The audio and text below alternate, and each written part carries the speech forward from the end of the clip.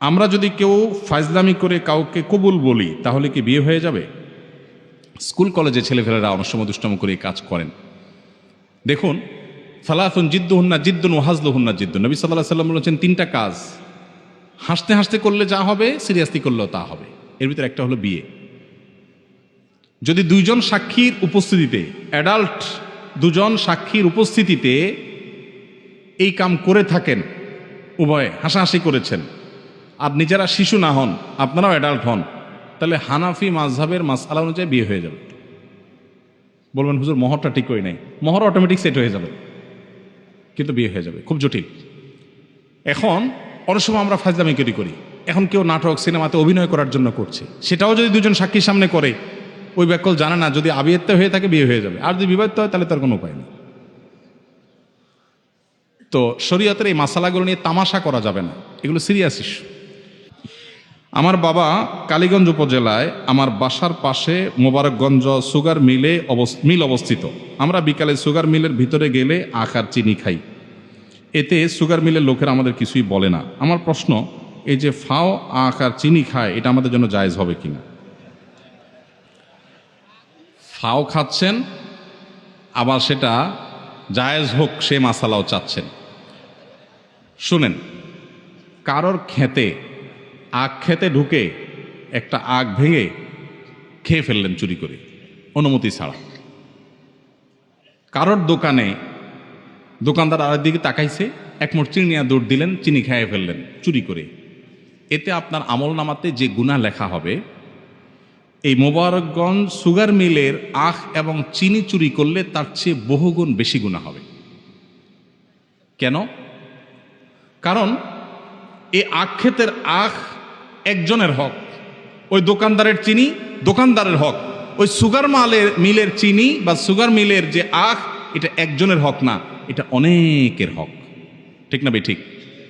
এজন্য যারা সরকারি চাকরি করে 2 নম্বর পথে উপার্জন করেন, যারা সরকারি মাল রাষ্ট্রের সম্পদ তসরুফ করেন, কিয়ামতের ময়দানে তাদের অবস্থা হবে ভয়াবহ। তাদের অবস্থা হবে ভয়াবহ। কারণ 18 কোটি 20 কোটি মানুষ যদি দেশে থাকে, এই 18 কোটি 20 কোটি মানুষ ওই সম্পদের হকদার। এই 18 কোটি 20 কোটি মানুষ বিবাদী হয়ে কিয়ামতের দিন বাদী হয়ে মামলা করবে আল্লাহর কাছে, তখন তাদের সাথে মামলায় আপনাকে লড়তে হবে। খুব জঘন্য ব্যাপার। রাষ্ট্রের সম্পদ তসরুফ করা চারটিখানি বিষয় না, ন্যূনতম আল্লাহর ভয় থাকলে কোনোদিন মানুষের কাজ করতে পারে না। এজন্য ভাই, আপনি প্রশ্নটা কি ফান করে দিলেন কিনা আমি বুঝলাম না, কিন্তু আল্লাহর ভয় যদি থাকে আপনাকে পরিহার করতে হবে। এখন আপনি বলবেন যে ভাই মিলের লোকজন তো কিছু বলে না। মিলের লোকজন কিছু বলে না এর মানে এটা আপনার জন্য হালাল না। এমনকি যদি সে আপনাকে বলেও ভাই আপনি খান, তাহলে কি হালাল হবে? কেন হবে না? ওটা তো তার বাপের না। আমি একবার যাচ্ছি ব্রাহ্মণবাড়িয়ার দিকে, কোনো একটা নদী পার হব, তো ফেরিতে গাড়ি উঠছে, ছোট্ট একটা নদীতে, ফেরিও ছোট। তো ফেরির ওই গাড়িগুলোর রশিদ যিনি কাটেন, উনি এসে গাড়িতে যখন আমাকে বসা দেখছেন, বলছে হ্যাঁ হুজুর হুজুর আপনার টাকা লাগবে না, টাকা লাগবে না।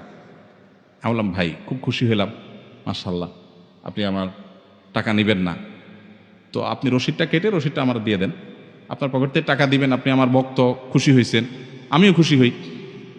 আপনি ফেরির ভাড়াটা দিয়া রশিদটা আমাকে দিয়ে দেন, কারণ এই ফেরির মালিক তো আপনি না, আপনাকে ভাড়া কালেকশন করতে দেওয়া হয়েছে। আপনি আপনার পছন্দের হুজুর দেখা তাতে ভাড়া নিলেন না, মালিক কি আপনাকে অনুমতি দিচ্ছে? যদি দিয়ে থাকে 100 বার আমিও হাদিয়া গ্রহণ করবো, আর যদি না দিয়ে থাকে তাহলে আপনার এই রাইট নেই যে মালিকের জিনিস আপনি দিয়ে দিবেন। অনেকে আছে হোটেলে খাইতে গেলে, নিয়মিত যদি হোটেলে যায়, বিশেষ করে ছাত্ররা এই কামটা বেশি করে, মেসিয়ারের সাথে একটা বাইল করে ফেলা, বকশিস বাড়ায় দেয়, এরপর দেখা যায় ঝোল 2 বার জায়গায় 4 বার নেয়। ঝোল নেওয়ার সিস্টেম আছে না, যা চায় তা দেয়। তো এই যে যা চায় তা দেয়, মেসিয়ার যদি আপনাকে দেয় আপনার জন্য হালাল হবে? কেন হালাল হবে না? কারণ এটা মেসিয়ারের বাবার না, তার নিজের না, এটা মালিকের।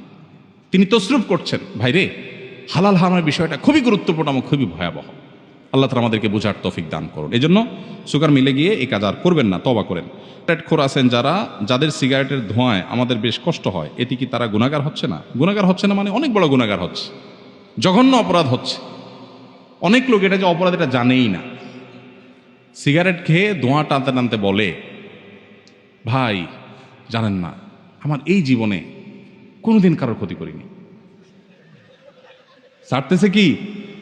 সিগারেটের ধোঁয়া। আর মুখে বলতেছে কি জানেন ভাই, জীবনে কারোর কোনো ক্ষতি করি নাই, স্টিল সে ক্ষতি করতেছে ধোঁয়া দিয়া। তো ক্ষতি কাকে বলে এটা অনেকে বুঝে না। ধূমপান করা এটা এমন একটা অপরাধ যেটা কারণে নিজেও গুনাহগার হচ্ছে। আল্লাহ বলেছেন আল্লাহ তুল কবিয়াদিক তাহলুকা, নিজেদেরকে ধ্বংসের দিকে ঠেলে দিও না।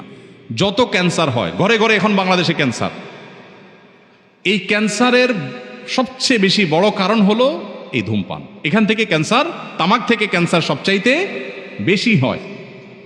আমার বাবা ক্যান্সারে মারা গেছে, যার কারণে ক্যান্সার নিয়ে আমার একটু বিশেষ আগ্রহ আছে। আমি একটু পড়াশোনা করছি, বিভিন্ন ডাক্তারদের কাছে সহযোগিতা চেয়েছি। আমার লক্ষ্য আছে যে দেশে মানুষকে ওয়াজ মাহফিলের ফিল্ডে বা মিডিয়াতে বিভিন্নভাবে স্বাস্থ্য সম্পর্কে সচেতন করা। ঘরে ঘরে আমরা ক্যান্সার হওয়ার মতো কাজ করে বসছি, এর ভিতরে ধূমপান সবচেয়ে বড়। এই জন্য যারা এই কাজটা করছেন তারা নিজেকে নিজে ধ্বংস করছেন। আত্মহত্যাকের জন্য অপরাধ, ঠিক একইভাবে ধূমপান করা অপরাধ, কারণ এর মাধ্যমে আপনি নিজেকে ধ্বংস করছেন, স্লো পয়জনিং করছেন। এবং একই সাথে আপনার ধূমপান করার ধোঁয়া যেটা লিখছেন, এর মাধ্যমে পরিবেশকে, আশপাশের মানুষকে আপনি কষ্ট দিচ্ছেন, আপনি ডাবল গুনাহগার হচ্ছেন। এই জন্য যারা এই কাজ করছেন, এই বদভ্যাস, এই কুঅভ্যাস ছেড়ে দিবেন। ধূমপানকারীদের মাথা আশেপাশে যারা এটাতে বদভ্যাসে আক্রান্ত, তাদের আশপাশে দাঁড়ানোর মতো অবস্থা থাকে না।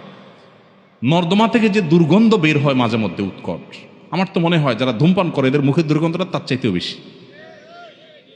ঠিক ঠিক বলছেন, অনেকে আছেন এখানেও। একবার আমার মনে আছে আজিমপুরে ম্যাটার্নিটি হসপিটালের পাশে একটা মসজিদে নামাজ পড়ছি জোহরের, আমার পাশে এক লোক দাঁড়াইছে এরকম ধূমপান করে অভ্যস্ত। পুরো নামাজ আমার মনে হয় বরবাদ হওয়ার উপক্রম, বমি আসার উপক্রম দুর্গন্ধে। কিন্তু কিভাবে বলি তারে, মাইন্ড করে কিনা, তো বুদ্ধি বাইর করলাম। তার আগে সে আমার পরে দাঁড়াইছে, এক দুই রাকাত বোধহয় মিস হয়েছে, সে ওইটা পড়তেছে। আমি সালাম ফিরে তাড়াতাড়ি করে পকেট থেকে কাগজ কলম বাইর করে সুন্দর করে তার একটু নসিহত করলাম, ভাই আপনার মুখের যে নর্দমার গন্ধ, কত যে কষ্ট আমার হয়েছে, যদি আপনারা বুঝাতে পারতাম আপনি কোনো ধূমপান ছেড়ে দিতেন। এটা নসিহত করে লিখে কাগজটা তার সামনে রেখে আমি তাড়াতাড়ি দৌড়ে চলে গেছি, যে নসিহত হয়ে গেছে, আমার পিঠও বেঁচে গেছে। তো ভাইরা আমার, যারা ধূমপানে অভ্যস্ত আছেন, কত নোংরা এই গন্ধটা, এটা আপনি নিজেও হয়তো টের পান না। আল্লাহ আমাদের ভাইদের রুচিগুলোকে সুন্দর করার তৌফিক দান করুন।